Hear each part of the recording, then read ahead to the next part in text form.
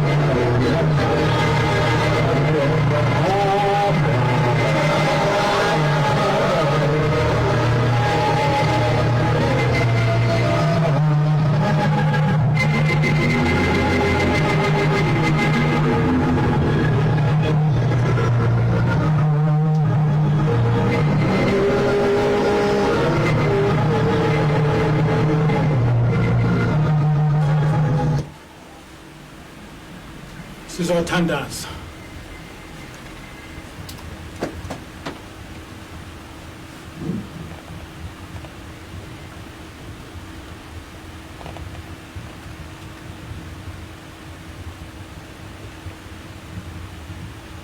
Amen.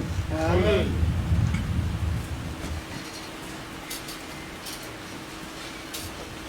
Njengoba silapha sonke As we are all gathered here, singabantu izinto eziningi esingazazi. there are many things that we don't know. Ziningi izinto la emhlabeni esingazazi. There are many things that we don't understand in this world. Abanye ke abantu ezinye izinto ezila emhlabeni bazazi. Some people know what exists in this world, Kodwa bengazazi izinto zomoya. but they don't understand spiritual things. Kodwa sehlukene kabili, kukhona abantu abaziyo ukuthi abazi. We are divided into two groups. There are people who are aware that they don't know. Kukhona abantu abangazi ukuthi abazi. There are people who are not aware that there is no knowledge. Abaye becabanga ukuthi yonke into bayayazi. Who think that they just know everything. Encwadini kaHosea 4 verse 6 nanga amazwi kaNkulunkulu.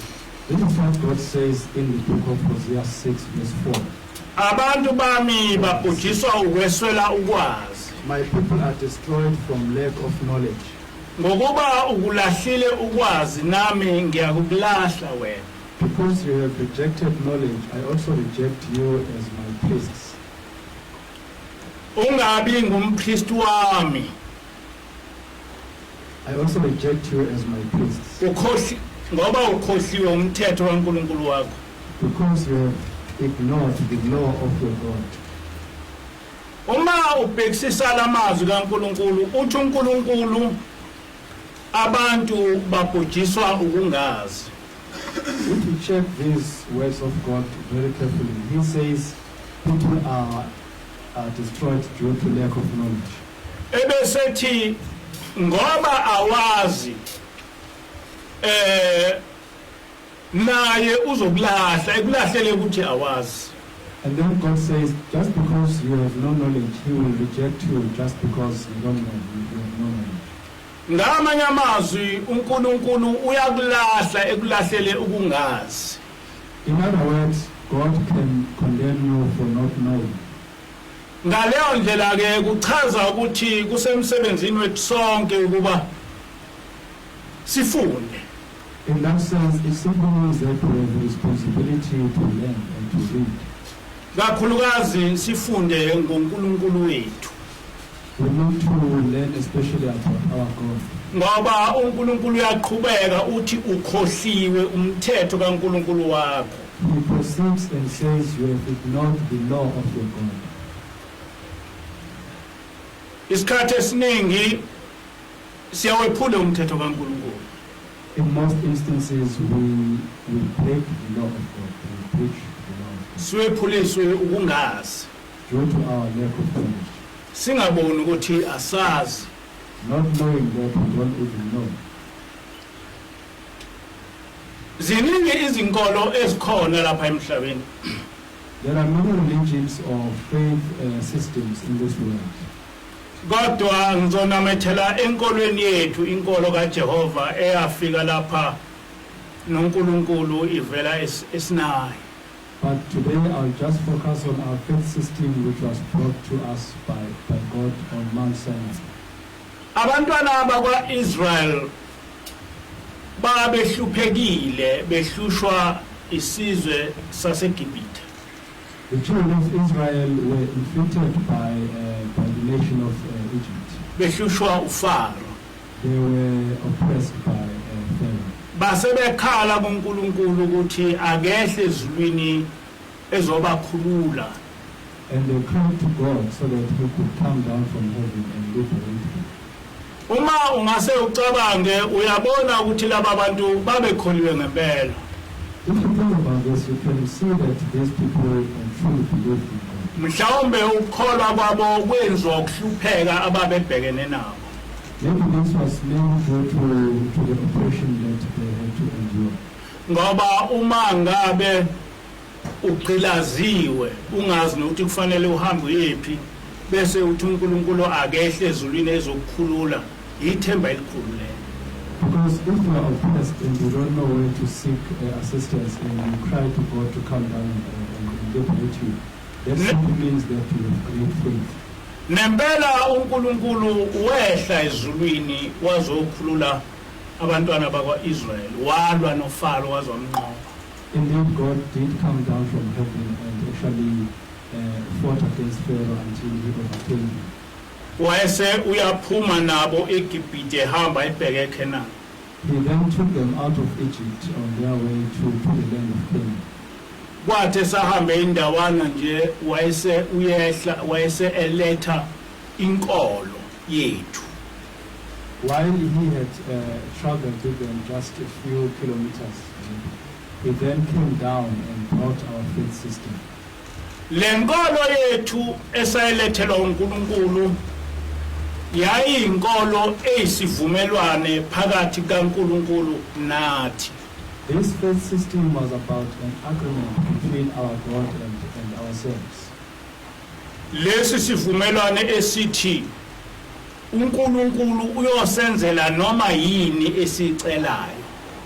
This agreement entailed the fact that God will do anything that we will ask of him. Uyosibheka njengabantwana bakhe. He would watch over us and look after us just as his children. Okuseqinisweni wayeseshilo ukuthi singabantwana bakhe. In fact, he had already declared that we are his children. In return, thina bese sigcina imithetho yakhe osinika yona. In order to comply with this, we simply had to observe his statutes and laws. Angisiphinde lesi sivumelwane sithi uNkulunkulu uyoba uNkulunkulu wethu esibheke kukho konke okusehlelayo okubi. Let me repeat the details of this agreement.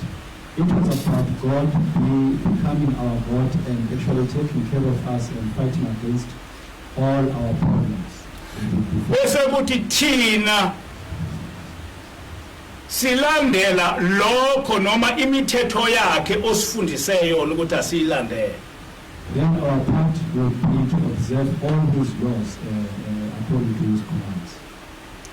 uNkulunkulu uJehova uyena owaqala ukuba egcine isithembiso sakhe sokuthi singabantwana bakho uyosivikela kukho konke. Our God Yahweh is the one who did that first, who fulfilled that promise first by protecting us from all evil. Okokuqala kwathi mangabe isizwe sakwaIsrayeli sesibhekene namabutho kaFaro, uNkulunkulu wavula ulwandle bahamba phakathi kulo bangaminza. First of all, when the children of Israel were confronted by the soldiers of Pharaoh, God just opened up the sea into two, and then the children of Israel could just walk through it without drowning. Laba bantu babe baningi beya ezigidini ezimbili. This was a big multitude, almost 2 million. Kodwa kwathi uma amabutho kaFaro ethi ayabalandela ulwandle lwabuya lwababulala bonke. But when Pharaoh's soldiers tried to pursue them, the sea actually came together and the waters of the sea came together and destroyed all of them. Ngenkathi uNkulunkulu esehamba nalaba bantu waletha ifu emini ukuba libe ngaphezulu kwabo. When God traveled or walked with his people, he actually brought a cloud during the day so that it could cover them. So bangakuzwa ukushisa kwelanga. So they didn't feel the heat of the sun. Ebusuku waletha umlilo okhanyisa yonke indawo. At night he then brought a cloud of fire which provided light all around them. Lokho okwakwenza ukuthi imini ifane nobusuku. And that simply made each day similar to each night. Bathi uma sebomile watshela uMoshe ukuthi akashaye itshe kwaphuma amanzi baphuza bonke. When they became thirsty, he instructed Moshe to strike the rock so that they could all drink, and that's what he did. Uma sebelambile wehlisa ukudla okuvela ezulwini okwakubizwa kuthiwa imana. When they became hungry, he then brought down food from heaven, which was called manna. Ebusuku bayebedla inyama, imana eyinyama. At night they would get meat from pigs. Ekseni bedle isinkwa semihla ngemihla. And in the following day they would get their daily bread. So laba bantwana bakwa-Israyeli behamba noNkulunkulu iminyaka engamashumi amane abazange baze balamba, abazange baze boma, abazange baze bagula, akukho zifo ezake zabahlasela. So these children of Israel, while they were working with God for 40 years, they never remained thirsty or hungry, and they never got sick for all reasons. Ikhona-ke ngithi kulesi sivumelwane uNkulunkulu uyena owaqala ukubonisa ukuthi usithanda kanjani, nowaqala ukubonisa ukuthi singabantwana bakhe. That is why I'm saying that in terms of this agreement, God is the one who first proved how serious or committed he was to us as his children. He proved that we are indeed his children. Kodwa kuthe masekuza ngathi asabe thina sayigcina imithetho kaNkulunkulu. But when we are supposed to play our part in terms of that agreement, we then did not observe the laws of God. Sasephula lesi sivumelwano. We breached this agreement. uNkulunkulu ngaphambi kwakho konke ngenkathi kwenziwa lesi sivumelwano wasibhala phansi, basho ngomlomo wabo abantwana bakwa-Israyeli ukuthi bayomkhonza uNkulunkulu, bayoyigcina imithetho kaNkulunkulu. Isivumelwano leso abasenza noNkulunkulu ukuze yena ekwazi ukuthi ebabize abantwana bakhe ehambe nabo. This agreement was written down, and all the children of Israel committed themselves to observing or to actually honoring this agreement.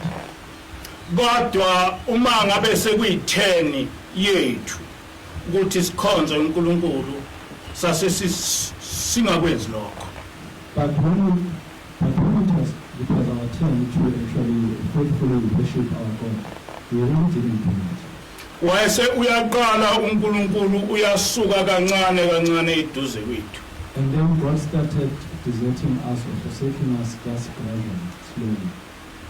Ngenkathi esuka uNkulunkulu eduze kwethu, izizwe lezi ezazikwazi ukuthi zinqotshwe njengoba wanqoba amabutho kaShaka zase zinqoba thina. So he forsook us, all the nations that we used to conquer before we forsook God. Then, just as in the case of the soldiers of Pharaoh, then they started conquering us. Izitha zethu zasinqoba ngoba sephule isivumelwano noNkulunkulu ukuthi siyomkhonza. Lokho abantu kufanele bekwazi. Our enemies conquered us simply because we have breached that agreement that we will always worship him. And this is what everyone should know. Yikho uNkulunkulu ku-Isaiah 59 ethi akungakho ukuthi angizwa noma angiboni izinhlupheko zenu. That is why God says in Isaiah 59 that it is not because I cannot hear or see your afflictions. Kodwa izono zenu ezimsusile eduze kwenu, izono zenu. But your sins have removed me from your presence. Kwahamba uNkulunkulu esekude nathi sesehlulwa izitha zethu, kwaze kwagcina sehlulwa isizwe samaRoma ngo-70 AD. As time went on, when God had already departed from us, when nations were busy defeating us, there came a point when the Roman Empire finally defeated us in 70 AD. Ngenkathi isizwe samaRoma singakasehluli sase sifunde yonke inkolo yethu sezazi yonke into uNkulunkulu owayesivikela ngayo. Before the Romans conquered us finally, they had already studied how God could protect us. They understood the terms and conditions of Him protecting us. Isizwe samaRoma sasazi ukuthi uma lesi sizwe sena loNkulunkulu ngeke bekwazi ukusinqoba ngoba babebonile ukuthi uNkulunkulu wenzani esizweni saseGibhithe ngoba kwabhalwe phansi. Romans could understand clearly that as long as this nation of Israel was in good terms with God, they were not going to be able to defeat it, because the history that pertained what happened in Egypt was clearly written down. Base bakha inkolo, le nkolo enenhloso yokuthi iqede inkolo yethu. They then constructed a strange religion with an aim of destroying our own faith system. Le nkolo bayibizwa ngokuthi ubuKristu. They named this religion Christianity.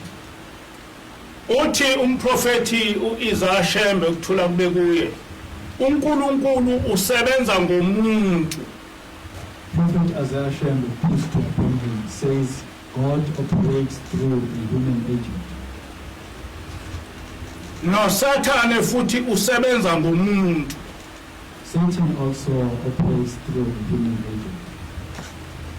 Ngalokho uSathane wasebenza ngabantu ukunqoba inkolo kaJehova. Therefore Satan used human beings to destroy the faith system of Yahweh. Njengoba uNkulunkulu wakha inkolo noSathane wakha inkolo ezoqeda inkolo kaJehova. Just as Yahweh brought down his own faith system, so did Satan construct his own religion, which was going to destroy Yahweh's faith system. Uma ubhekisisa ukhiye wenkolo kaJehova umthetho kaJehova. If we were to carefully study the faith system of Yahweh, you will understand that his laws are key to our own survival spiritually. Uma ngabe uchitha umthetho kaJehova usuke usuchithe inkolo kaJehova, usuke usuchithe isivumelwano esikhona phakathi kwakho noNkulunkulu. If one were to do away with the law of God, then that would be similar to doing away with the agreement that is between God and his people. Yikho kule ncwadi kaHosea 4 ethi uJehova ukhohliwe umthetho kaNkulunkulu wakho.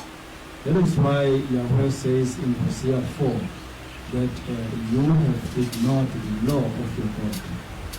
Kodwa manje abantwana bakwaIsrael kwase kungakho ukuthi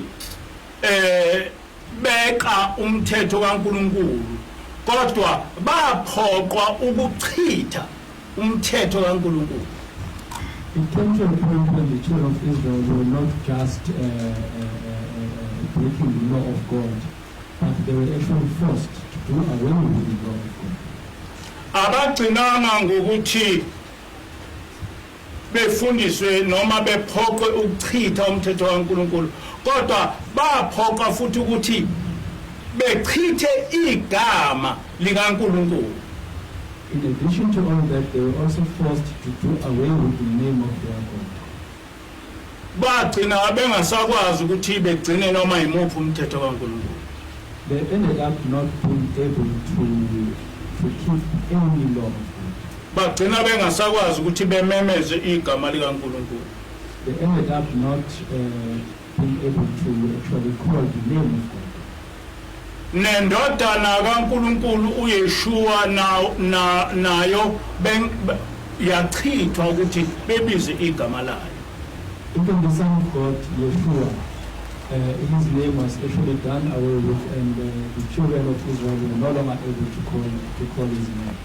Kodwa kwase lesizwe sakha uNkulunkulu waso esambiza ngokuthi uJesu kodwa owengakaze bekhona emhlabeni.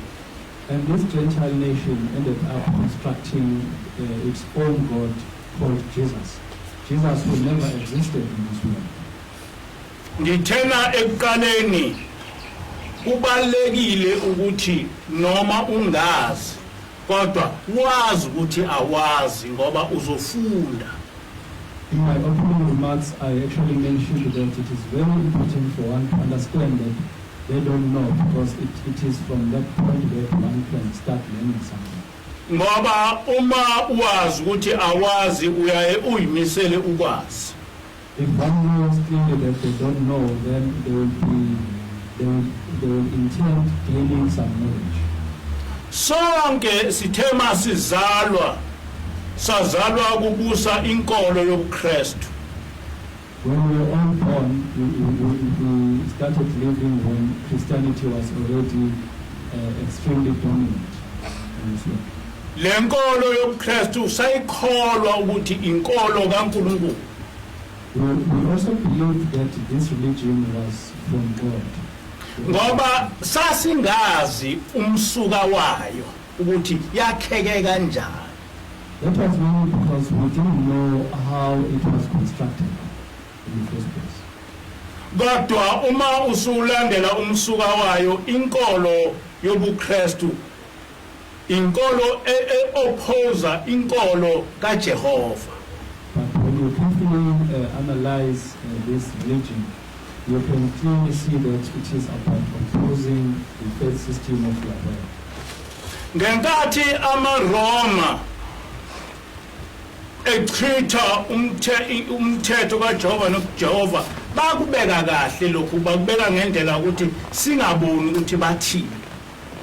When they started doing away with the law of God, they actually became very diplomatic in doing so that people could not understand their actual intentions. Abashongo ukuthi sichitha umthetho kaJehova ngalenkolo sichitha umthetho kaJehova cha bakushongo. They didn't mention that through this religion, which is Christianity, they were doing away with the law of God. They didn't do it. Kodwa bathi asisaphili ngaphansi komthetho. But they simply claimed that they were no longer living under the law. Abaze basho ukuthi asisaphili ngaphansi komthetho kaJehova. Bathi njena asisaphili ngomthetho, asaphili ngaphansi komthetho. They didn't specifically mention that they no longer lived under the law of Yahweh. They simply said they no longer lived under the law. Kodwa uma usuthi uyalandela yonke imithetho kaJehova uthole ukuthi okuseqinisweni babethi asisaphili ngaphansi komthetho kaJehova. But if you were to clearly analyze all the laws of God, you then realize that they actually meant that they no longer lived under the law of God. Nathi uma sazalwa enkolweni ethi asiphili ngaphansi komthetho sakujabulela lokho ukuthi kuyinkolo. So when we were born, we were also told that we no longer lived under the law, and we rejoiced when we heard that, because we thought that was a true religion. Kwathi nathi lenkolo ongeyethu sakufakazela lokho ukuthi asisaphili ngaphansi komthetho kaJehova. Singaboni ukuthi ngokwenza njalo senza isono, ngokwenza njalo sihlubuka uNkulunkulu. Asakubona lokho. We also supported this notion that we no longer lived under the law of God, not realizing that just by doing so we were already committing a sin. Njenga namhlanje inkolo yobuKristu igcwele umhlaba wonke. Nowadays, Christianity is dominant all over the world. Engqondweni zabo bonke abantu bazi ukuthi lenkolo inkolo kaNkulunkulu beze bethandaze ngoJesu benze yonke into ngaphansi kwalenkolo. In the minds of each and every member, most people believe that this is God's religion, and they come to him in the name of this Jesus. Kodwa zonke izono ezikhona emhlabeni zakheke ngaphansi kwalenkolo. But all sins that are being committed in this world nowadays were actually constructed or were actually condoned under this religion. Inkolo kaJehova njengamanje na ayikho. Right now, Yahweh's faith system is almost non-existent. Yaqedwa. It was done away with. Kodwa inkolo ekhona ebusa umhlaba inkolo yoKristu okuyinkolo eyachitha inkolo kaJehova. But today Christianity is dominating the whole world, and it is the same religion that was used to do away with the faith system of the world. Akulona ihaba ukuthi njenganamhlanje na umuntu obusa umhlaba usathana. We are not exaggerating if we claim that today the one who is actually ruling this world is Satan. Kodwa usathane ubusa umhlaba ngaphansi kwenkolo. But he is doing so under a religion. Uthi ke ushembe usathane uma ngabe efuna ukwenza into noma ukuphikisa uNkulunkulu usebenzisa umuntu. Shembe says that whenever Satan wants to oppose God's instructions, he does so operating through a human agent. Kodwa njengamanje emhlabeni usathane ukuze enqobe uJehova usebenzisa inkolo. But today Satan has also used a religion in order to oppose whatever God says. Ngijwayele ukukhuluma ngezingilosi. I'm used to talking about angels. Uma ngikhuluma ngezingilosi abantu abaningi baye bengiphikise mangithi sihamba nengilosi. Whenever I talk about angels, many people actually oppose me whenever I say we are staying with an angel. Kakhulukazi amaKristu. Especially Christians. AmaKristu uma engiphikisa ukuthi sihamba nengilosi isikhathi esiningi basuke bengakusho lokho ngoba beqonda ukuphikisa nje. Kodwa kungenxa ukuthi abakholwa lokho. Whenever Christians oppose me when I say we stay with an angel, it is not simply because they want to oppose me for the sake of opposing me. It's simply because they just don't believe it. Ngoba enkolweni yabo akakaze ibe khona ingilosi. That is because in their religion there has never been an angel. Kodwa abantu abaningi abakho aware ukuthi enkolweni yoKristu ayikaze ibe khona ingilosi. But many people are not even aware that within Christianity there has never been an angel. Ingilosi yagcina ukuba khona emhlabeni ngabapostoli. The last time when an angel actually became visible, or it was during the times of apostles. Ngaleso sikhathi izingilosi zayihamba nabantu. During those days, angels would stay or walk or even walk with human beings. Ukuba ingilosi zaqhubeka nokuba khona enkolweni yoKristu, ngabe amaKristu akanayo inkinga uma ngithi sihamba nengilosi ngoba vele enkolweni kaJehova abantu babehamba nengilosi. If angels had continued existing even within Christianity, so Christians would not oppose my notion of staying with an angel, because of course angels existed even before Christianity. Ngizofunda incwadi kaExodus 23 verse 20 to 22. I will read from the book of Exodus 23, verse 20 to 22. verses 20 to 22. Beka ngiyathuma ingilosi phambi kwakho ukuba ikulondoloze endleleni ikuyise endaweni engiyilungisile. See, I am sending an angel ahead of you to guide you along the way and to bring you to the place I have prepared. Yiqaphele ulalele izwi layo ungayicunuli. Lokhu ayikukuthethelela isiphambeko zenu ngokuba igama lami likulo. Pay attention to him and listen to what he says. Do not rebel against him. He will not forgive your rebellion, since my name is in him. Kepha uma ulalela nokulalela izwi layo, ngiyakuba isitha sezitha zakho, ngiphambane nabaphambana nawe. If you listen carefully to what he says and do all that I say, I will be an enemy to your enemies and will oppose those who oppose you. Lena into eyobufakazi ukuthi uNkulunkulu uyayiletha ingilosi emhlabeni kuba ihambe nabantu ibeluleke ngokukholwa.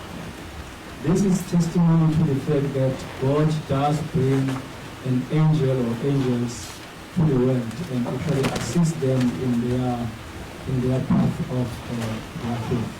Akuyona lencwadi kuphela ekhuluma ngeingilosi ezazikhona enkolweni kaJehova. This is not the only book that touches on the presence of angels within the faith system of Yahweh. Noma Noah encwadini ngakabanjajisi.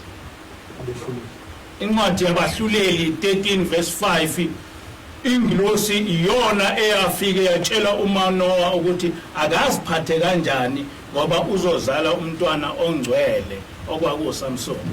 Even in the case of Manoah, who was going to be Samson's father, in the book of Judges 13, chapter 13 verse 5, he was told by an angel exactly how to conduct himself because he was going to expect a son that would descend from God.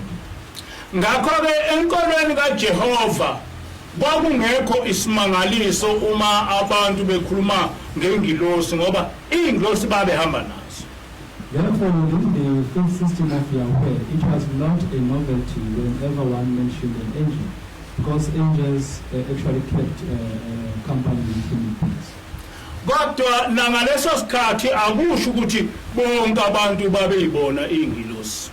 But even at that time, it doesn't mean that everyone could see angels. Ingilosi yayibonwa ilo muntu oyibonayo isho lokho ekushoyo yena bese kwedlulisa kubantu. An angel would be visible to that particular person because he would just convey that specific message, and that person would then share it with other people. Ithi ingilosi kimi uhlaleleni uNkulunkulu angeke ebesemhlabeni eshumayeze abantu ukuthi ufuna bamkhonze kanjani. The angel Salelen once said to me, God cannot come down to earth and preach to people, telling them how they should worship him. Kodwa ufika kumuntu oyedwa eshiye umyalezo lo muntu bese eqhubezela kubantu lokho kushiwo uNkulunkulu. But he comes to just one individual and leaves that specific message so that that person can then share it with other people, telling them how God is to be worshipped. Ithi-ke ingilosi nami angikwazi ukuthi ngime phambi kwabantu ngishumayele ngibatshele ukuthi uNkulunkulu ukhonzwa kanjani. The angel also said to me she could also not stand in front of the congregation and actually preach explaining how God wants to be worshipped. Ithi kodwa konke okufanele ngikukhulume kufanele ngikukhulume kini nina bese nikwedlulisela kubantu. But he said, whatever I have to say should be said to you, and then you should convey it to the people.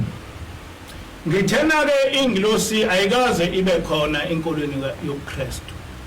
I said there has never been an angel within Christianity. Ingilosi yagcina ngabapostoli. Angels were last visible during the times of apostles. Ngoba ingilosi isithunywa sikaNkulunkulu. Because an angel is God's messenger. Uma umthetho kaNkulunkulu usuchithiwe awusekho umsebenzi wengilosi. When God's law has been done away with completely, then there is no real function of any angel. Izoba semhlabeni izothini? What would he come to say to the world?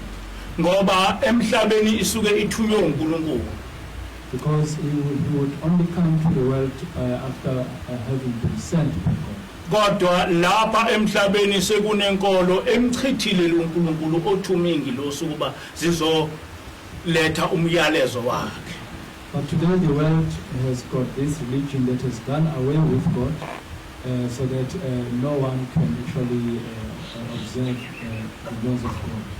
Ekuqaleni ngithena asizazi zonke izinto kodwa kuba khona abantu abafuna ukufunda bese kuba khona abantu abacabanga ukuthi bayakwazi konke. At first I said we don't know everything, but then there are people who are very, very keen to learn. And there are those who are convinced that they just know everything. Ngithi ke akumangalisi uma amaKristu ethi ingilosi ayikho ngoba ingilosi ayikaze ibe khona enkolweni yabo. I then say it doesn't come as a surprise that most Christians deny the fact that angels exist, because there has never been any angel within their own religion. Umuntu ofike nengilosi emva ofike nengilosi ngumprofeti uIsaiah ukuthula kube kuye. Another individual who actually who came together with angels was Prophet Isaiah. Umprofeti Isaiah wafika nengilosi ngoba wayethulwe uNkulunkulu ezovuselela inkolo kaNkulunkulu. Prophet Isaiah, the priest upon him, came with an angel because he had been sent by God to revive the faith system of the world. Igama lalengilosi kwaku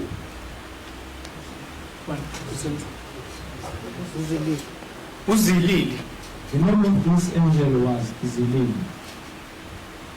Noma uzilili kwakuyingilosi yeSabatha. Uzinzile.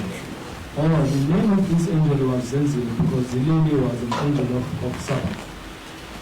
Uzinzile kwakuyingilosi ehamba nobaba mkhulu okwakuyiyona emtshela yonke into yasezulwini ukuthi kufanele ukuthi enze ukuthi ngesikhathi esithize enzeni ingilosi eyayimtshela ngoba yena wayesenyameni ngaleso sikhathi.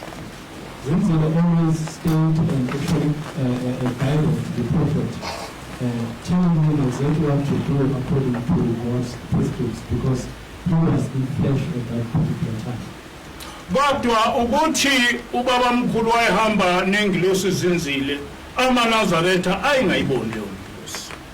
And the fact that the prophet always walked with that angel Zinzil was not really known to most Nazarenes. Kodwa ayikholwa ukuthi ikhona lengilosi. They did believe that the angel existed indeed. Ngakho ke ukuba nathi sihambe nengilosi akusiyona into entsha enkolweni kaJehova. Therefore, the fact that we also stand and walk with an angel is not really a novelty within the faith system of Yahweh. Into eyaba khona kusukela emandulo yayisiphela ngenkathi inkolo kaJehova iqedwa.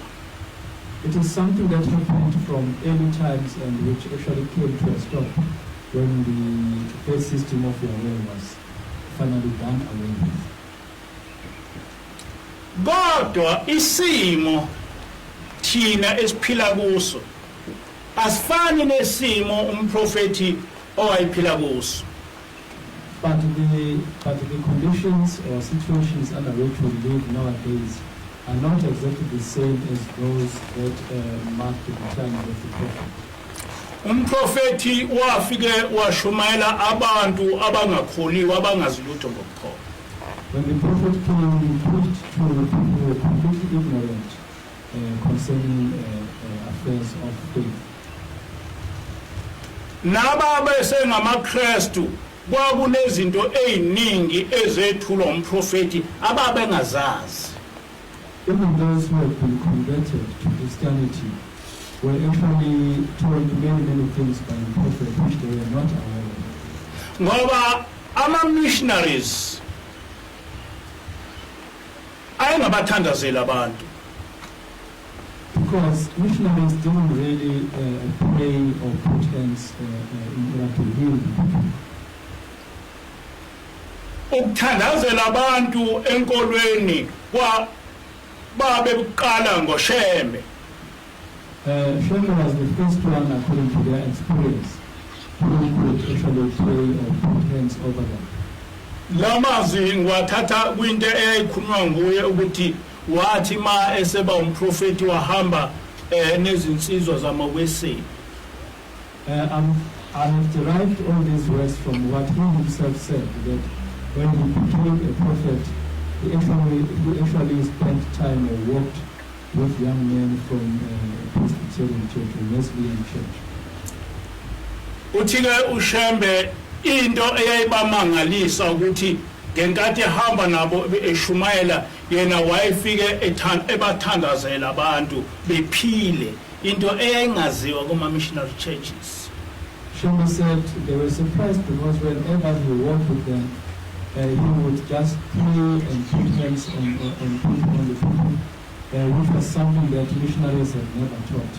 Enze zonke lezi zimangaliso ezazenziwa uJesu ngesikhathi sakhe. He would also perform all the miracles that he performed by Yeshua when he was on in this world. Okwakuyivangeli lama-missionaries ukuthi leyo nto yokuthandazela abantu nokwenza imangaliso into eyagcina ngoJesu. Missionaries had always been claiming that such miracles, like for example praying and putting hands on or placing hands on people, ended during the times of Yeshua. Kodwa babengafuni ukusho ukuthi ukuthandazela abantu nokuphilisa abantu kwagcina ngenkolo kaJehova, ngoba uJesu wayengaphansi kwenkolo kaJehova nabapostoli laba babephilisa abantu bengaphansi kwenkolo kaJehova. But they simply didn't want to mention the fact that all these miracles stopped happened only under the faith system of Yahweh, because Yeshua and his apostles were directly under the faith system of Yahweh. Ngakho-ke abantu ababengakholiwe mabebona uShembe eshumayela enza zonke lezi zinto, nabantu ngamaKristu sebeba amaNazaretha, kwakuyizinto ezibamangalisayo lezi ezazenza ukuthi benamathele kuShembe ukuthi lo muntu uthunywe uNkulunkulu ngempela. So when people who were not attached to any religion or faith system, even those who were already Christians, whenever they saw all these miracles which were performed by Shembe, they started believing that he indeed had been sent by God. Kodwa akunjalo kithi. But that is not the case today. Thina sinikezwe umsebenzi olukhulu kakhulu. We have been given a very tough task. Yathi ingilosi azikho imangaliso enizozenza. The angel said, you are not going to perform any miracle. Ngoba zonke imangaliso ezazenziwa uJesu zathathwa uSathane. She said, because all the miracles that used to be performed by Yeshua were actually stolen by Satan. Yathi amasathanisti akwazi ukwenza zonke lezo mangaliso ezazenziwa uJesu. He said Satanists can perform all the miracles that Yeshua used to perform. Ngakho-ke ukwenza isimangaliso ucabanga ukuthi abantu bazokholiswa ukwenza isimangaliso akuzukubaphendula abantu kubenze belandela uNkulunkulu. And she said, therefore, simply performing a miracle is not going to make people repent and worship God, because they are already repentant. Inkinga yokuqala leyo esibhekane nayo. That is the first problem we had to deal with. Okwesibili sithunywe ukuthi sishumayele abantu abakholiwe. Secondly, another problem is that we have been sent to preach to people who already believe in something. Kakhulukazi amaNazaretha. Especially the Nazarenes. AmaNazaretha okokuqala anenkinga ukuthi engaboni ukuthi kukhona into abangayazi. Firstly, most Nazarites have got a problem of not realizing that there is something that they don't know. Ababoni ukuthi badukile. They don't even know, they can't even realize that they have gone astray. Uma ubatshela ukuthi badukile babona kuwena udukile. If you warn them against the fact that they have gone astray, they then think that it is you who has gone astray.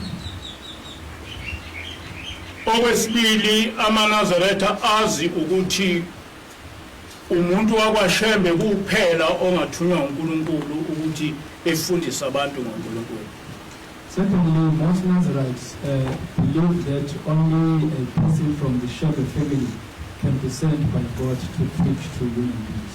Ngakho-ke uma ungaveli emndenini wakwaShembe uthi uthunywe uNkulunkulu uhamba noNkulunkulu, leyo nto bayayichitha ngoba abayikholwa noma mhlawumbe beyikholwa kodwa banomona ukwamukela lokho. Therefore, if you come forward and say you have been sent by God, even though you don't come from the Shembe family, they cannot accept that simply because they don't believe, or maybe it's also because they are jealous. Uma bebona ukuthi ngempela lo muntu lona ikhona ingilosi ohamba nayo, baye bekushintshe lokho bethi hayi ingilosi kaSathane. Bese beyithuka nabethi hayi idemoni lena uSathane. Ngoba sebebona ukuthi ikhona into ohamba nayo kodwa abakwazi ukuthi bethi ngekaNkulunkulu bazothi kaSathane. When they finally realize that you indeed walk or stay with an angel, they will never say that that angel is from God. They will say that angel is actually from Satan. So into yokuqala esibhekane nayo manje ukuthi ubenza kanjani abantu abangamaNazaretha ukuthi bebone ukuthi badukile.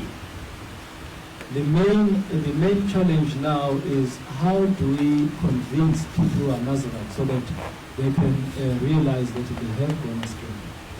AmaKristu nawo njengamaNazaretha bazi ukuthi lenkolo abakuyona iyiqiniso. Christians also, just like Nazarites, believe that the religion that they are in is a true religion. Uma ubatshela ukuthi lento eniyenzayo ipha isono bathi uyagxeka. When you tell them that what you are doing, through what you are doing, you are committing sin, then they say you are simply criticizing them.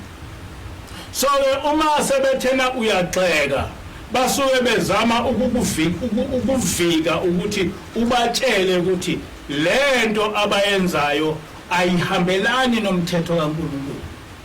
So once they say you are busy criticizing them, it is another way of actually stopping you from telling them that whatever they are doing is contrary to the law of God.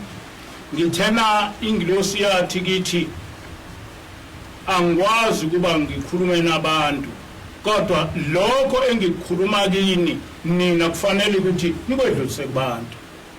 I said the angel said to us she could not directly speak to the people, whatever she would tell us should then be conveyed to them. Uma ingilosi ifika kimi ifika ithukuthele isola into kufanele ukuthi mina ngize kini nami ngithathe more or less lesasimo sengilosi leyo nto ngiyisho nje ingilosi biyisho. If the same angel comes to me looking furious, telling me about something that is happening within the church, I should also take the same countenance and tell the church about it. Isibonelo nje ngenkathi ifika ingilosi into yokuqala eyayisola very strongly indaba yokukhonza amadlozi, indaba yokuhlabela amadlozi. For example, when the angel first came, she strongly criticized the practice of sacrificing to the spirits of the dead. Lento eyayikhuluma ngangiyenza. When she said that, it was actually something that I also practiced at the time. Kodwa ngenkathi ikhuluma yathi angihambe ngiyotshela abantu ukuthi lento i-wrong kanje ngiyotshela abantu ngento nami ngesono engisenzayo. But when she gave me that instruction, she said I should actually go and tell the people how wrong that practice was. It was something that I also practiced at the time. Ngakwenza lokho ngenkathi ngikwenza lokho ngathola inhlamba eziningi eziphuma kumakholwa kakhulukazi kumaNazaretha ukuthi lento engiyikhulumayo ayikho. I did exactly as the angel had instructed me, but when I spoke to the people, I got strongly insulted because people thought that what I was saying was invalid. Ngiyafisa ukuba abantu abafuna iqiniso likaNkulunkulu beyilalele into engiyishoyo ngoba ayisukimi isukisa kaNkulunkulu. I would like to encourage people to listen to whatever I say, because I don't just talk whatever I want to say, but I say whatever God has instructed me to. Lezi zinto engisikhuluma kini ziyokuniphikisa kodwa ziyokuniphilisa. Kodwa zophilisa labo bantu abangayiziwula kodwa abahlakaniphile. Whatever I'm saying to you today will actually provide life to you, but it is only those who are wise who will benefit from what I'm saying to you. Ngifisa ukufunda incwadi kaDeuteronomy 28 from verse 58 to 62. I'd like to read from the book of Deuteronomy 28 from verse 56. From verse 58 to 62. Uma ungaqapheli ukwenza onke amazwi alomthetho alotshiwe kule ncwadi ukuba wesabe igama lakhe elidumisekayo nelesabekayo elithi uJehova nguNkulunkulu wakho. uJehova uyokwenza izifo zakho ukuba zimangalise kanye nezifo zenzalo yakho, izifo ezinkulu ezihlala isikhathi eside nokugula okubi okuhlala isikhathi eside. If you do not carefully follow all the words of this law which are written in this book, and do not revere this glorious and awesome name, the Lord your God, the Lord will send fearful plagues on you and your descendants, harsh and prolonged disasters, and severe and lingering illnesses. Okokuqala uNkulunkulu uthi asesabe igama lakhe elidumisekayo nelesabekayo elithi uJehova uNkulunkulu wethu. First of all, God says we should revere His glorious and awesome name, the Lord our God. Ngiyafisa ukuthi abantu beyilalise kahle lenkulumo kaNkulunkulu ngoba iwukhiye waso sonke lesisimo esikusona. I would like people to carefully listen to what I have to say, because it is a solution for all the situation that we have to face nowadays. Uthi uNkulunkulu uJehova uyokwenza izifo zakho ukuba zimangalise. God says Yahweh will make your diseases to actually to be a wonder. Kanye nezifo zenzalo yakho, izifo ezinkulu ezihlala isikhathi eside nokugula okubi okuhlala isikhathi eside. And fearful plagues on you and the descendants, harsh and prolonged disasters, and severe and lingering illnesses. Lapha ukhiye ngokuthi uma singamlalela uNkulunkulu sigcine umthetho yakhe, yena uNkulunkulu uyoletha izifo ezimbi kithi zolethwa uNkulunkulu izifo. The key idea here is that if we do not observe His laws and fear Him as our God, He Himself will bring terrible diseases to us. Uyakubuyisela phezu kwakho zonke izifo zaseGibhithe owazesabayo zinamathele kuwe. He will bring on you all the diseases of Egypt, and that you dread it, and they will cling to you. Bonke ukugula nazo zonke izifo okungalotshiwe encwadini yalomthetho lokho uJehova uyakukukhweza phezu kwakho uze ubhujiswe. The Lord will also bring on you every kind of sickness and disaster not recorded in this book of the law until you are destroyed. Angazi noma abantu bamuzwa uNkulunkulu ukuthi uthini. I don't know if people are paying attention to what God is saying right now. Uthi uNkulunkulu uma singamlaleli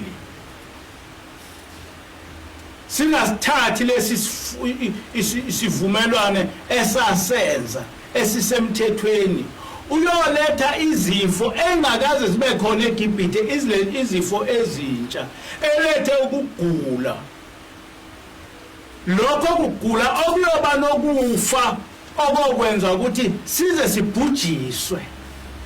He says if we do not carefully observe his laws, he will actually bring all these diseases which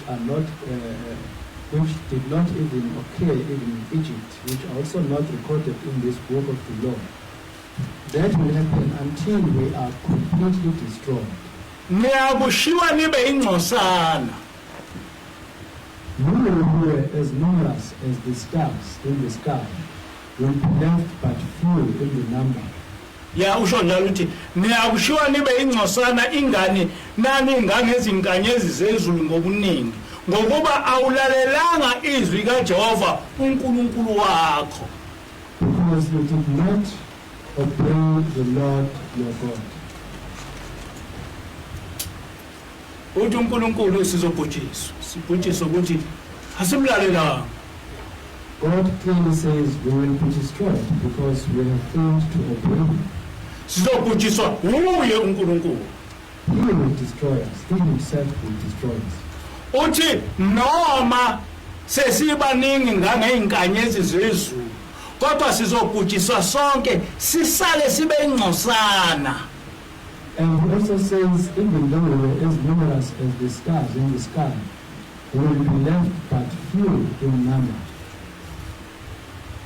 Njengamanje abantu abafile bebulawa isifo lesi bedlulile esigidini. Right now, people who have been killed by COVID-19 have exceeded the number of 1 million. Into enjalo ayikaze yaziwe. Such an occurrence has never been seen before. Ngabuza engilosini ngathi lesi sifo esibi kangaka sivelaphi futhi singaqedwa kanjani. I once asked the angel as to where such a terrible disease comes from and how it could be overcome. Yathi ingilosi yini ekumangalisayo ngoba washo uNkulunkulu ukuthi uyonibhubhisa uma ngabe ningayigcini imithetho yakhe. Then the angel asked as to why I was surprised because God had already mentioned that he will destroy us if we didn't obey his words. Ithi ke ingilosi ayikho enye indlela ngaphandle ukuthi nibuyele emthethweni kaJehova ngoba nitshelwe kuye ukuthi uyonibhubhisa kusala abayingcosana. Then the angel said there is no other way of surviving this catastrophe except reconciling with God by keeping his commandments, because he said he will destroy you until only a few are left.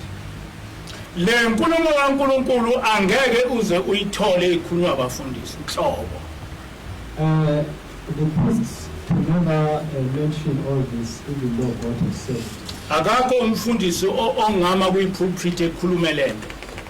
There is no priest who can stand in the pulpit and say exactly what I'm saying. Akakho umfundisi oyoma epulpit noma wawama epulpit wathi lesi sifo sidalwe ukuthi sichithe umthetho kaJehova. No priest has ever stood in a pulpit declaring that this disease has been caused by the fact that we have done away with the law of God. Akakwazi ukusho lokho ngoba vele imfundiso yakhe ithi asiwuchithe umthetho kaJehova. You can't even say that because what he is really teaching is that we should do away with the law of God. ngakho-ke uma esebona le nkulumo ekhulunywa uNkulunkulu kufanele ukuthi eyeqe ngoba uma engase ikhulume ngabe uzenza inhlekisa kubantu ngoba abantu bazobuza ukuthi bathi sifundiswe wena ukuthi singawugcina umthetho kaJehova usothini manje. So in that priest, if that priest were to see what God has said now, he would actually try by all means to avoid mentioning this, because he would then become a laughing stock to his consequence. So ask why what he said now, because he had told that the law of God must not be open. So akwenzekayo ukuthi kukhanyikiswe izinto eziningi ezizodida abantu kodwa bese kushiwo lento exactly eshiwo uNkulunkulu ngathi. So what is happening now is that many reasons are being brought to the fore, and then some people will then start saying exactly what God has said about us. Namhlanje na usuzwa ukukhuluma ngo5G ukuthi balethe COVID-19 uze sekukhulunywa ngo666 ukuthi abalethe COVID-19 nayo yonke lento engayona amaqiniso. Today people are busy mentioning 5G as the main cause of COVID-19 and 666 as the main cause of this situation, but that is simply not true. Angeke wazi ukuthi umuntu uma ekhuluma ngo5G abantu nje emhlabeni ukhuluma ngani, uma ukhuluma ngo666 ukhuluma ngani. Akukho lapho ke kwathiwa i666 iyoba isifo esiyobulala abantu.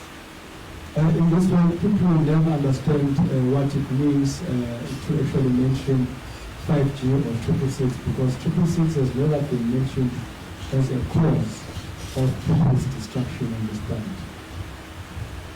Kukhulunywa nge666 nama ngazo i666 kodwa engikwazi ukuthi akaze uNkulunkulu ethi i666 iyoba isifo esobulala abantu. People have mentioned 666 and I don't really understand what this 666 is all about. But God has never said that 666 will become a disease that will destroy human beings. Kodwa uNkulunkulu uthena yena uyoveza isifo noma izifo engakaze zibe khona ngisho eGibhithe ezingekho ngisho encwadini yomthetho kusho ukuthi azikho ngisho eBhayibhelini. Lezi zifo izona ezosibulala zisibhubhise zisiqede kusale abayingcosana. But God has simply said that He will bring diseases that did not even exist in Egypt, that actually are not even recorded in the book of the law. And these diseases are going to destroy us so that only a few will be left. Umbuzo uthi le ncwadi ekliye kangaka akhulunywa ngani ngayo? Now the question is, why is anyone not mentioning such a clear book?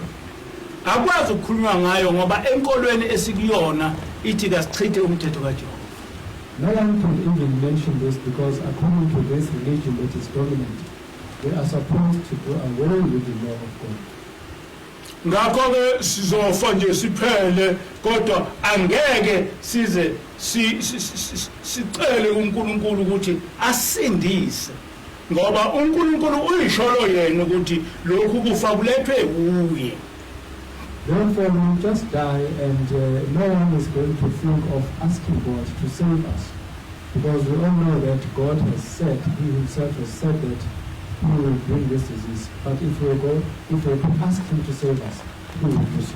Uyabona amasonto emhlabeni maningi kuyachwaza kodwa manje kuthula kuthe du. This world is full of churches, but now everyone is just quiet. Umbuzo uthi uma beshumayela bazoshumayela bathini abantu befa. The question is, if they were to continue preaching, what would be their core message? Because the people are busy dying. Bazosho kanjani ukuthi uNkulunkulu akaqede isifo esikhishwe uyena uNkulunkulu? How will they ask God to actually deal with the disease that He has issued? Okungcono ukuthi behibernate bengena emgodini bethule sengathi abekho.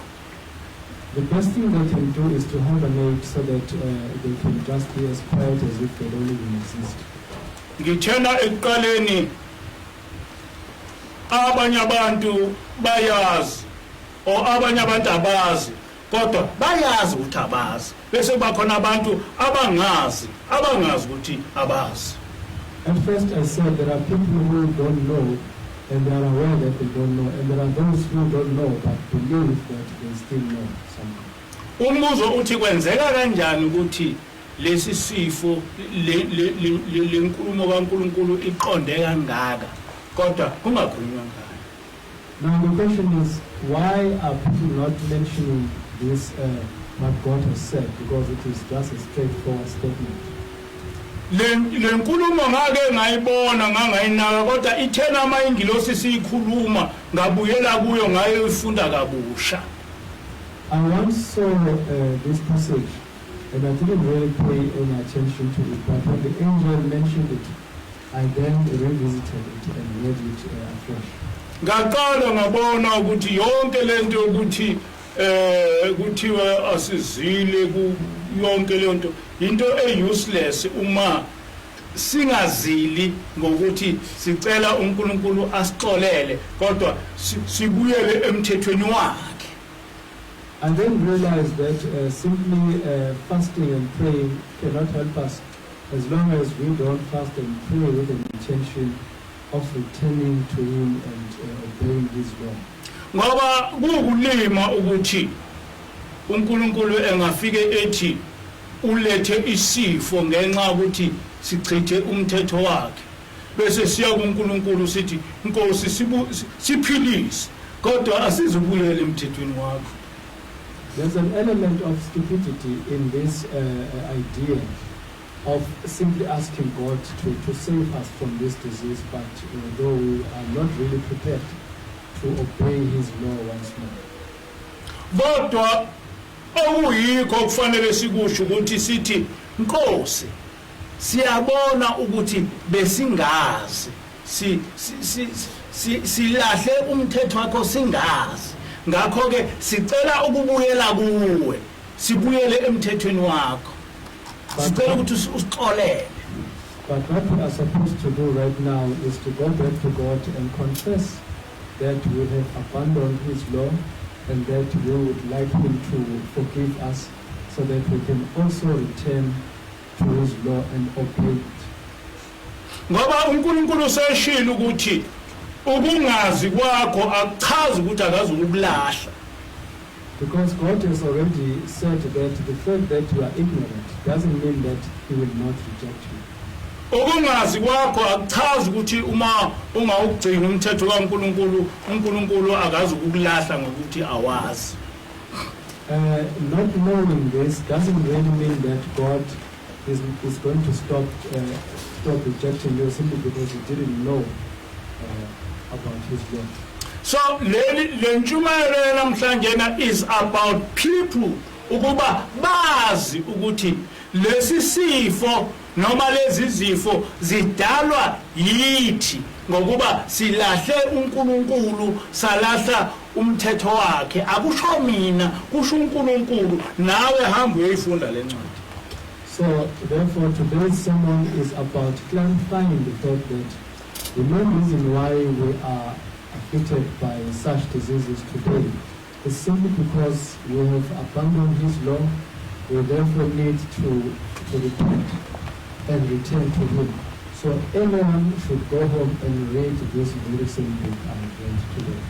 Ngesonto ledlule ngishilo ukuthi ngo2019 ingilosi yafika kithi yasitshela ukuthi kuzoba nezifo ezimbi ngakho ke celani kuNkulunkulu ninikele ukuthi enivikele kulezi zifo. Last Sabbath I did mention that the angel came in 2019 and told us that terrible diseases were coming and that we should actually pray so that God could protect us from such terrible diseases.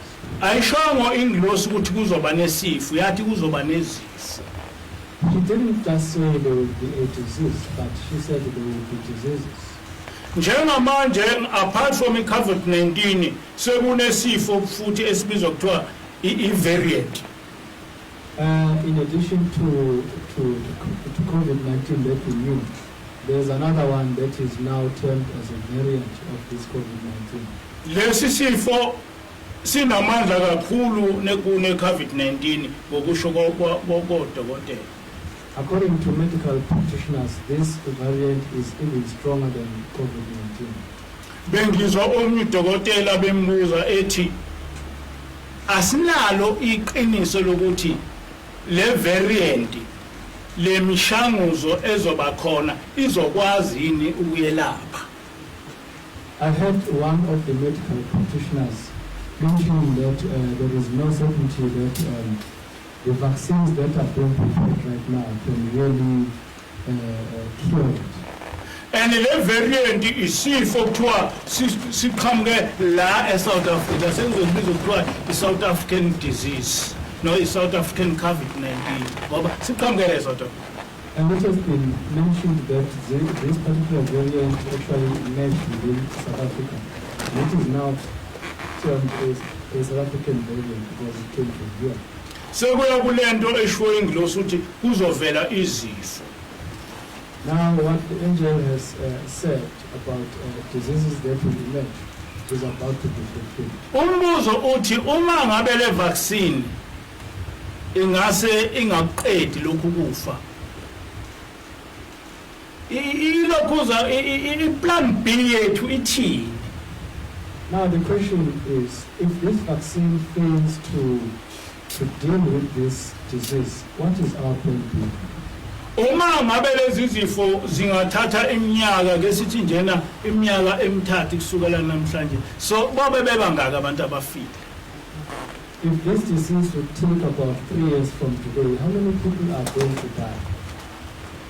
Izolo bengifunda kuthiwa kuThangi eAmerica kufe abantu abawu-4,000 ngosuku.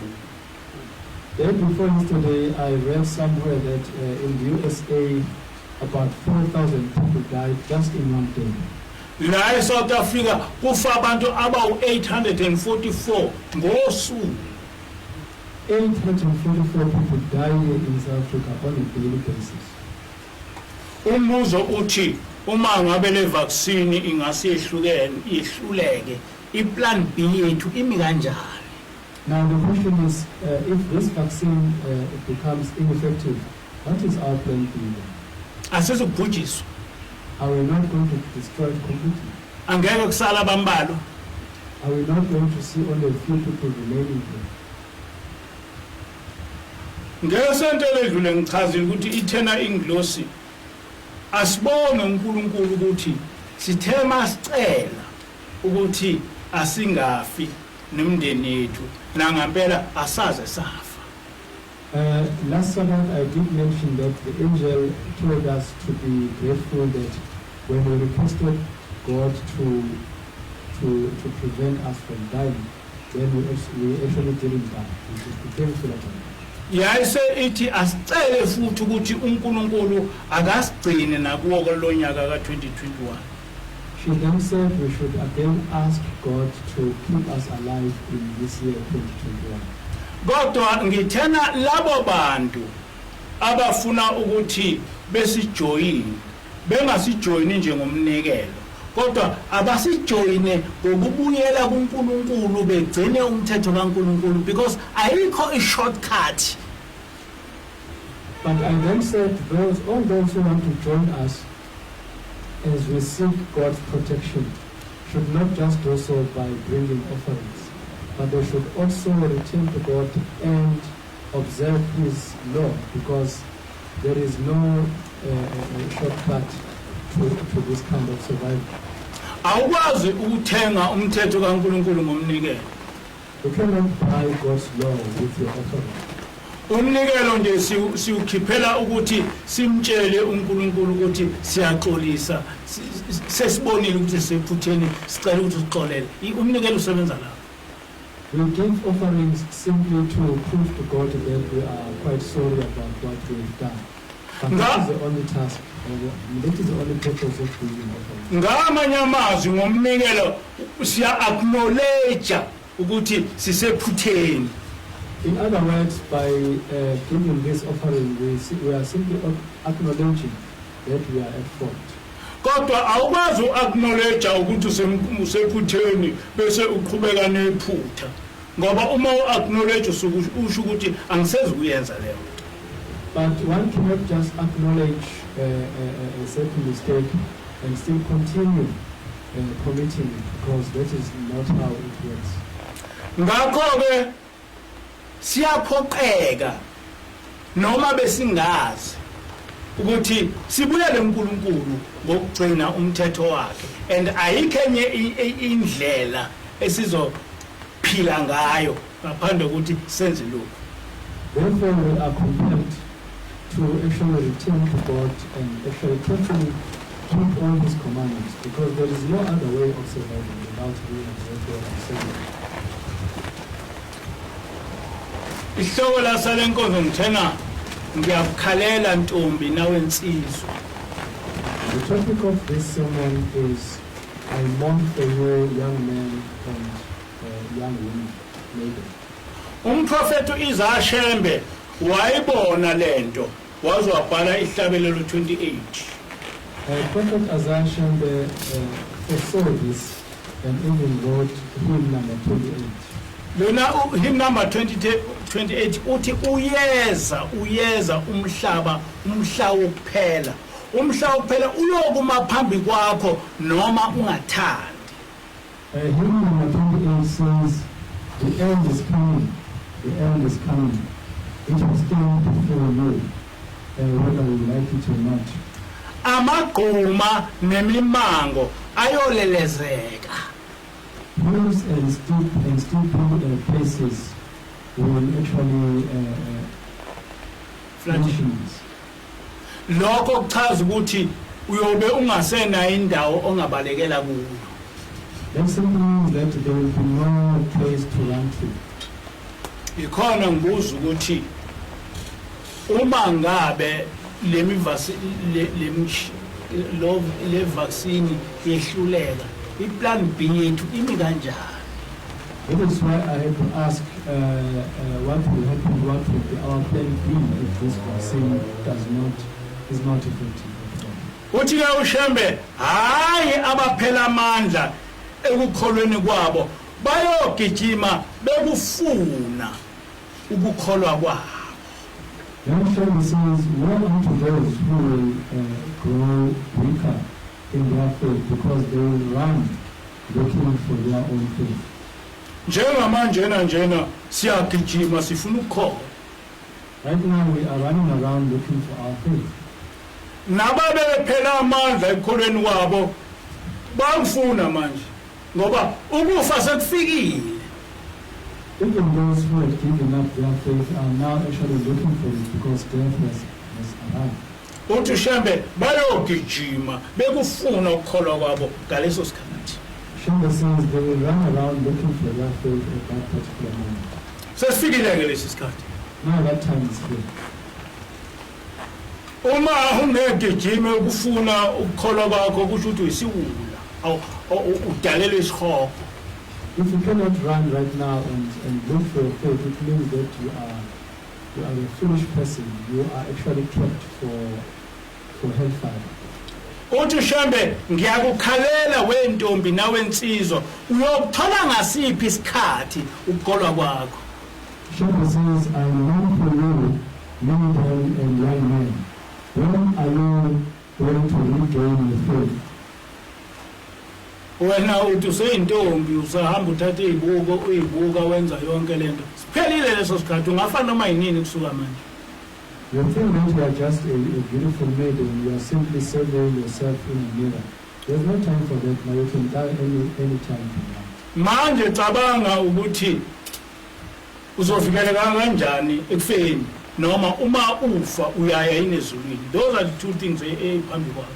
Now you need to warn yourself about two things. How are you going to be protected from death?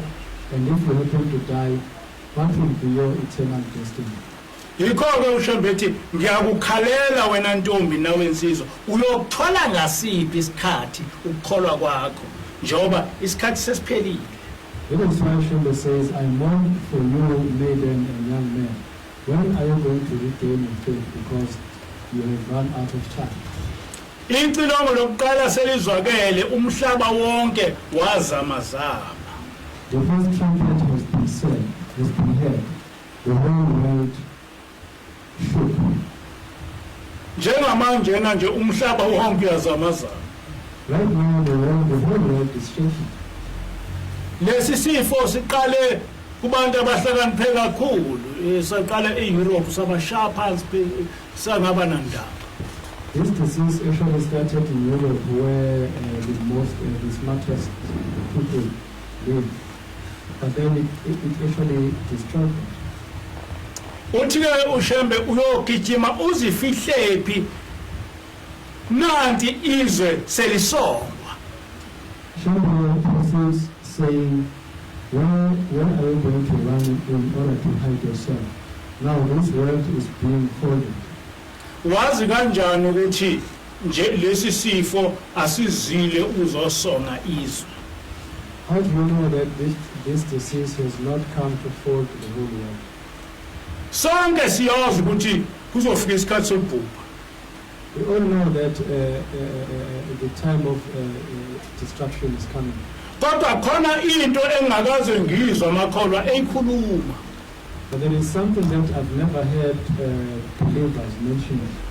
Ukuthi uNkulunkulu angeke esibhubhise ngamanzi njengoba wenza eminyakeni edlule. That God will no longer destroy us using the flood, just as He did. Angeke esibhubhise ngomlilo. That He will not destroy us with fire. Kodwa uzosibhubhisa ngezifo ezingelapheki. But He will destroy us with incurable diseases. uNkulunkulu akawaqamba amanga. God doesn't tell lies. Ucabanga ukuthi njengoba uNkulunkulu esethena sobhujiswa izifo njena ngeke sibhujiswe izifo esayishila uNkulunkulu lokho? So do you think that since God has said we'll be destroyed by diseases, that we will survive all that? But God has spoken.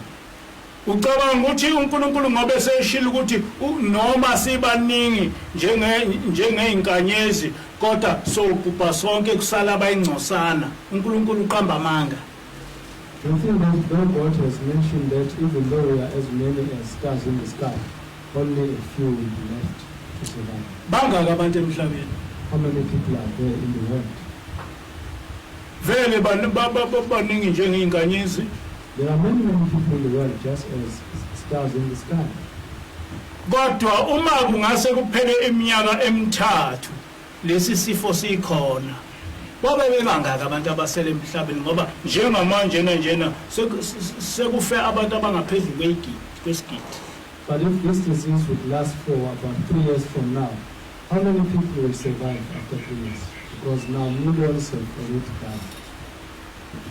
Ngakho-ke kungeke kungimangalise uma ngabe lolu suku olwashiwo uNkulunkulu sekuyilo lolu suku.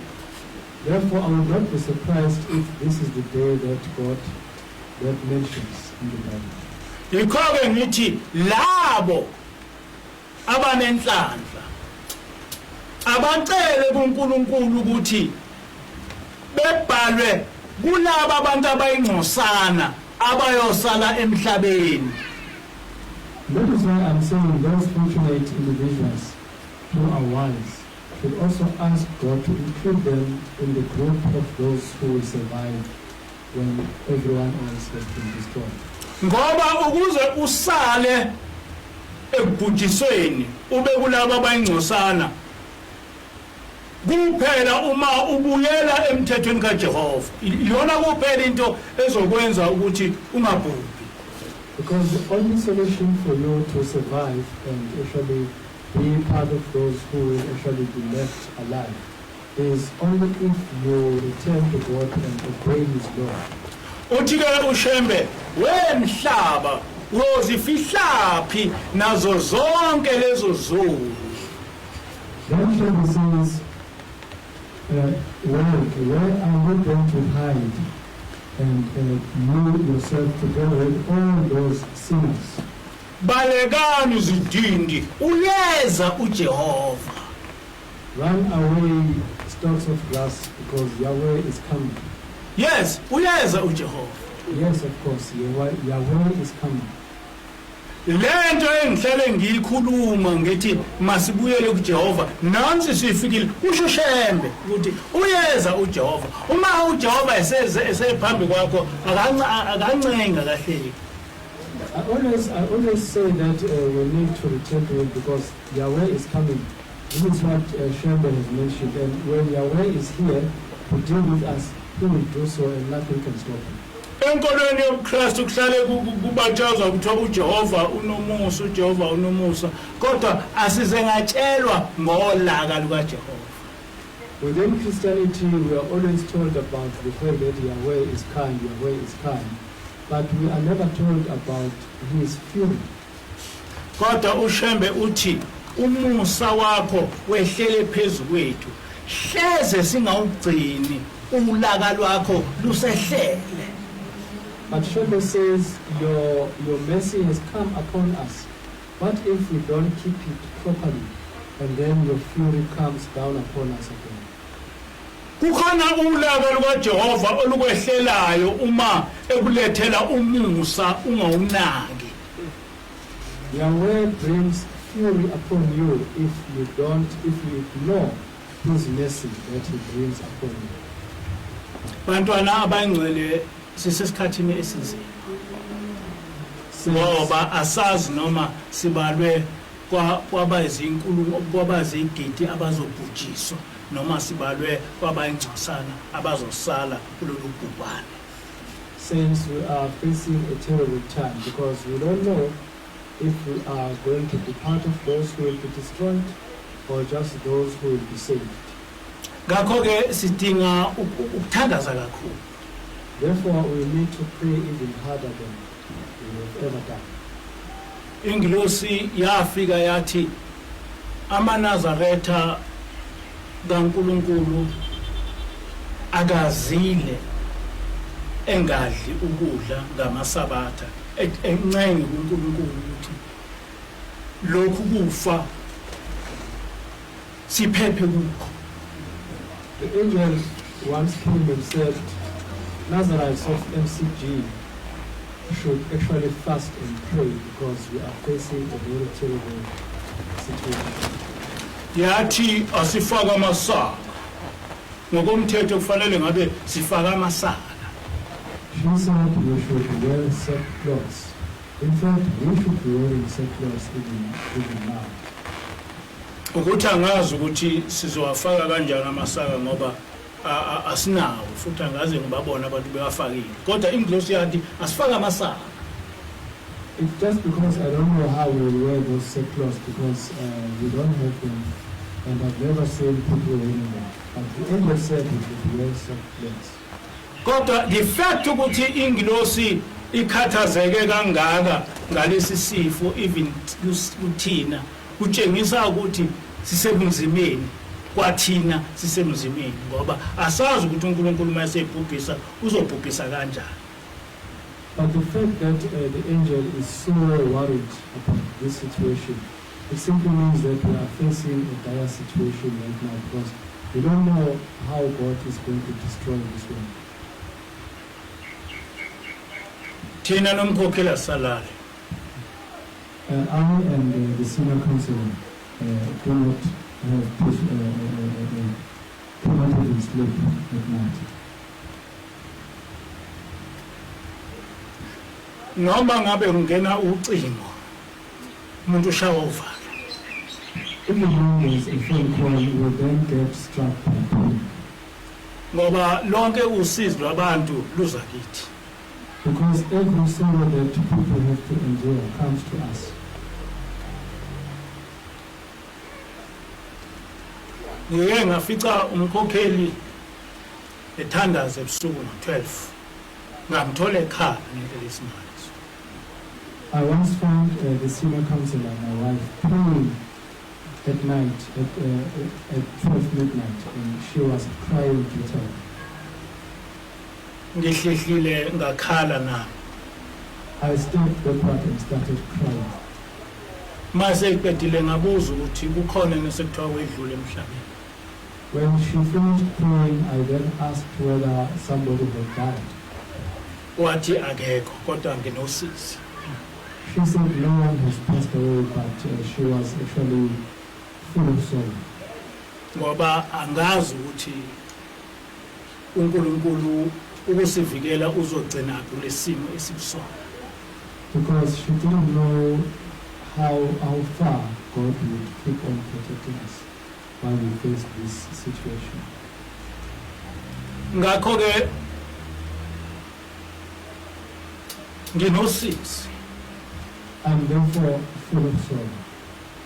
Ngoba lento ifike ngesikhathi sami. Because this situation has come during my time.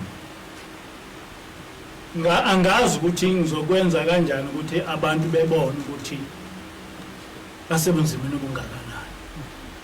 I don't know how I can make people realize what kind of a dire situation they are facing. Njengamanje na sisakhala ngokuthi uma kuba nama lockdown asizokusebenza. Right now we are still complaining that if we have national lockdowns we will stop working. Kodwa mhlambe kuzoba nesikhathi lapha esingazukukhuluma indaba yokusebenza ukuzoba inkinga ukuthi singcwabana kanjani. But maybe there will come a time when we will not just speak about work, but we will have to actually deal with the problem of how we have to bury each other. uNkulunkulu bantwana abayingcwele uzosibhubhisa kabuhlungu. Dear saints, God is going to destroy us very, very badly. Kodwa sihlushwa into encane nje ngoba sigcine umthetho kaNkulunkulu. But the only thing that we just need to do is to obey the law of God. Uma uthi utshela abantu ngomthetho kaNkulunkulu bavele bekuthuka. Whenever one tries to warn people about obeying the law of God, they simply hurl insults at you. Kakhulukazi amaNazaretha. Especially the Nazarenes. Ababoni ukuthi bazophela. They don't realize that they will be destroyed completely. Ungamchukuluzi. We should never provoke God. Ngoba angeke ulumele ulaka lwakhe. Because we cannot withstand his fury. Ngifisa ukufunda incwadi yamaHubo 44 verse 24 kuya 25. I would like to read from the book of Psalms, chapter 44. AmaHubo 44 Yes, the book of Psalms, chapter 44. verse 24 to 25. Verses 24 to 25. Ngokuba umphefumulo wethu ukhothamele othulini. Umzimba wethu unamathele emhlabathini.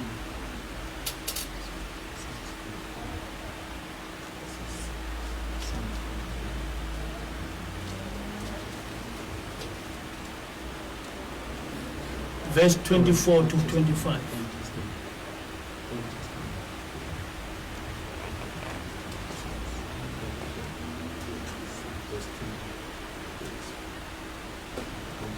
Amahubo 44 verse 24 to 25. Psalms 24, verses 24. Amahubo 44 44, verses 24 to 25. Psalms 44, verses 24. Why do you hide your face and forget our misery and oppression? Amahubo 44 verse 24 to 25. 44, please. 25.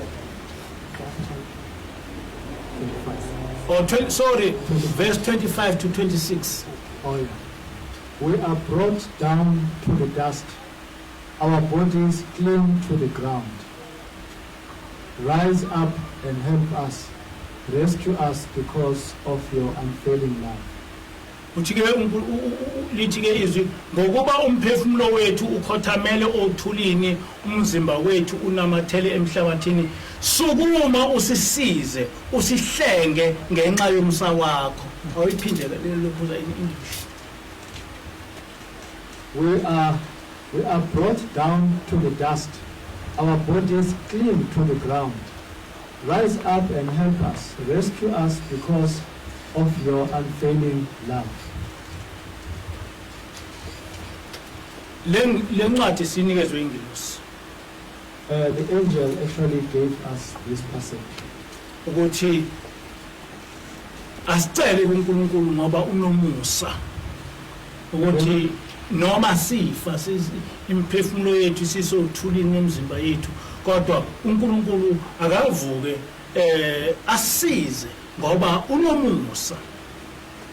She told us that even when we die and we actually are brought down to the dust, our God should rise and help us because of his unfailing love. Kodwa abantu ofanele befunde lencwadi abantu abaphendukayo who are repenting ababuyela kuNkulunkulu hayi ukuthi uzofela ucele nje ukusizwa ungafi kodwa futhi unganandaba noNkulunkulu awukwazi ukwenza lokho.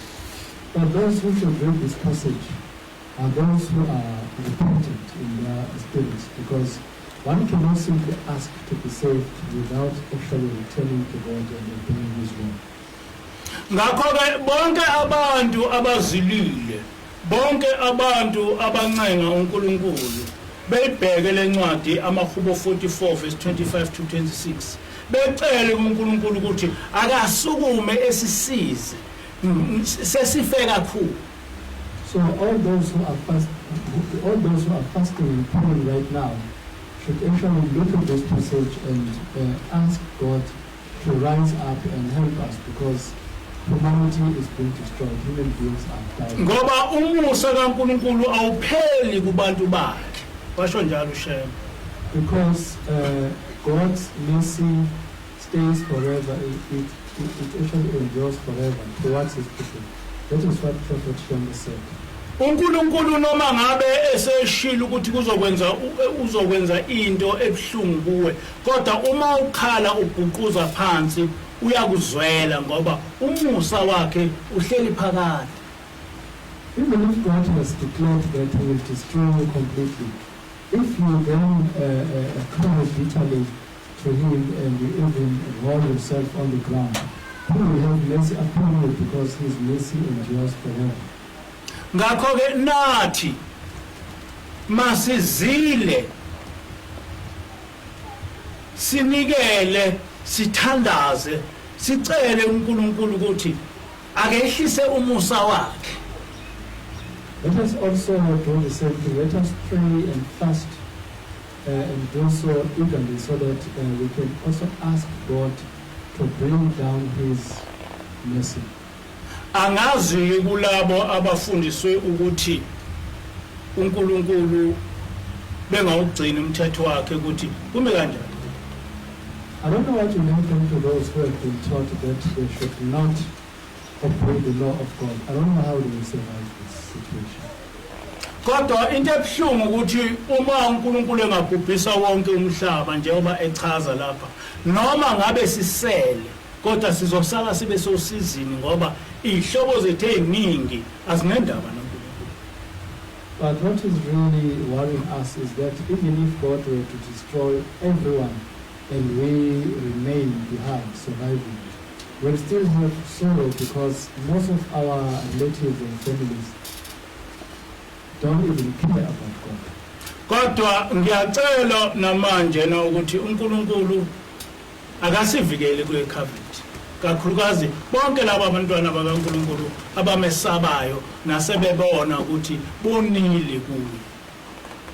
I still ask God even now to protect us together with those who have realized that they need to fear God and they have actually sinned against him. Nehlobo zethu eseduze kwethu uNkulunkulu engayibulali ngoba uma uNkulunkulu ebulala umntana wakhe ebulala unkosikazi wakhe ebulala ubaba wakho konke lokho kuhlungu kuza kuwe.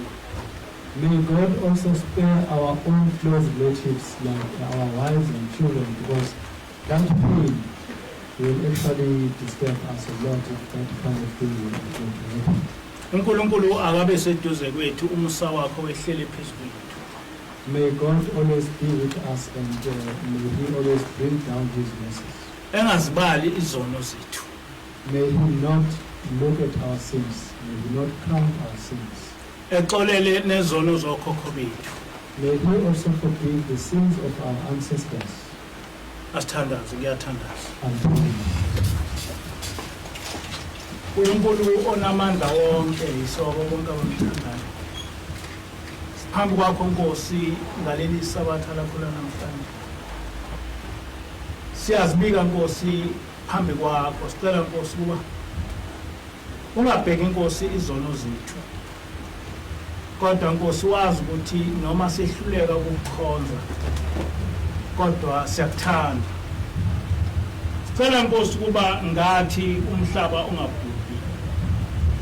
Ubakhumbule Nkosi abantwana bakho. Noma usushiye Nkosi ukuthi uyosibhubhisa lezifo. Kodwa Nkosi sicela kuba lezi zifo zingasibhubhisi. Kodwa kunakho konke Nkosi ngena ezinhlizweni zabantu abaningi. Bakhumbule. Bakwesaba. Belalele izwi lakho. Ngoba izwi lakho liwuphila. Begcine umthetho wakho njengoba wasinika wona. Ngoba sasenza isivumelwano nawe ukuthi uyothwena Nkosi ma usigcina kukho konke ukuhlupheka kwethu. Siyakukhonza ngeqiniso. Ngiyacela ke Nkosi kuba abantu bakho baphe ukuhlakanipha kwasezulwini. Bebuyele kuwe bekukhonza. Bekwazi Nkosi ngoba wazi abantwana bakwa-Israyeli ukuthi akakho omnye uNkulunkulu ngaphandle kwakho. Wena uNkulunkulu wethu. Wena uyinkosi yethu emhlabeni nasezulwini. Yiba nathi Nkosi ungabheki izono zethu. Ngilakho Nkosi igama manje lizophakathi. Amen.